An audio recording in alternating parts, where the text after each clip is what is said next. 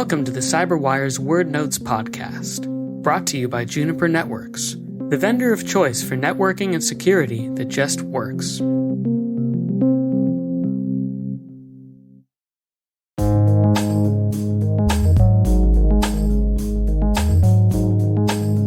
The word is sandbox.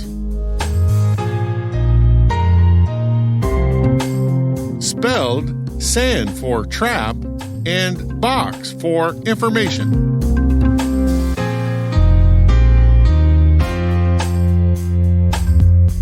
Definition: an isolated and controlled set of resources that mimics real-world environments and used to safely execute suspicious code without infecting or causing damage to the host machine, operating system, or network.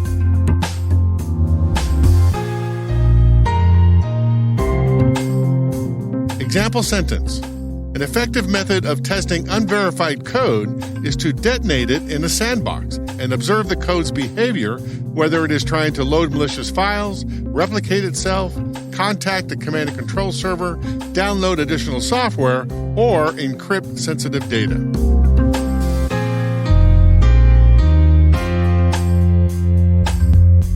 Origin and context. Historically, educators used tabletop sandboxes as educational tools for children. John Dewey's laboratory school at the University of Chicago in the early 1900s used sandboxes to teach about landforms and erosion, or to use as a relief map base for building twig forts and log cabins of previous civilizations. But long before that, they were used as military tools for diagramming war strategy. According to Alexandra Lang from Slate Online, quote, "A plan of attack might originally have been sketched on the ground of the battlefield with a stick. But even during the Roman Empire, sand tables would have been set up within military encampments, with tokens representing soldiers and units in the coming battle." In the digital world, Minecraft is probably the most popular sandbox game of the moment, but earlier hits like SimCity and Spore demonstrated a market for open-ended gameplay. Virtual sandboxing, on the other hand, has its origins in the Hydra system, a project that came out of Carnegie Mellon University in the early 1970s. Researchers needed a safe way to experiment with new codes in their operating system while exploring different computer structures. Elizabeth Palermo, in her article Sandbox, a separate space for developers to play, explains it this way, quote, "In traditional operating systems, one bad code can lead to system failure. But with Hydra as the kernel or base of the operating system, researchers could run experimental codes as user programs, which don't have access to the higher-level mechanisms that cause system failure. With this innovative new tool, researchers could experiment with new codes without damaging their entire system," end quote. This separate space is great for security professionals because cyber criminals can't leave the sandbox environment. They can't get to your sensitive information or even see that other virtual machines exist on the device.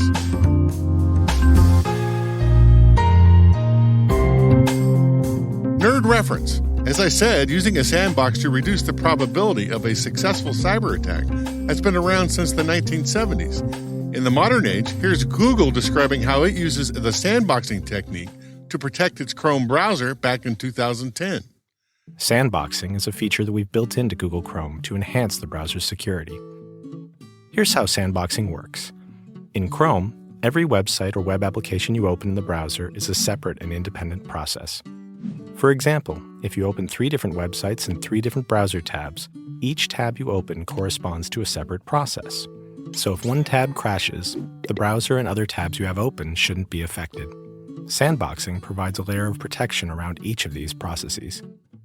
Just like an actual sandbox, it's designed to build a restricted environment around each process.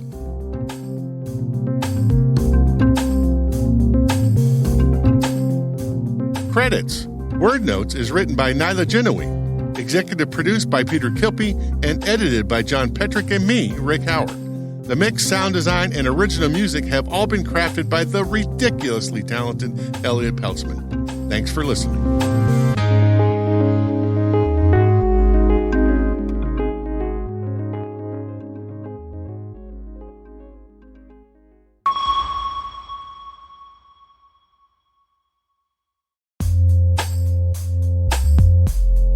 Do you ever wonder how your network can be more threat aware? That's what you can do with Juniper Network's ATP Cloud, the threat intelligence hub for the entire network. It detects threats, pinpoints compromise, and distributes threat intelligence to every point of connection. Firewalls, routers, switches, and even Wi-Fi access points. ATP Cloud also detects threats hidden inside encrypted traffic without decrypting. And right now you can get Juniper's ATP Cloud service for free. That's right, free. Find out more by going to juniper.net/security promo. That's juniper.net/security promo.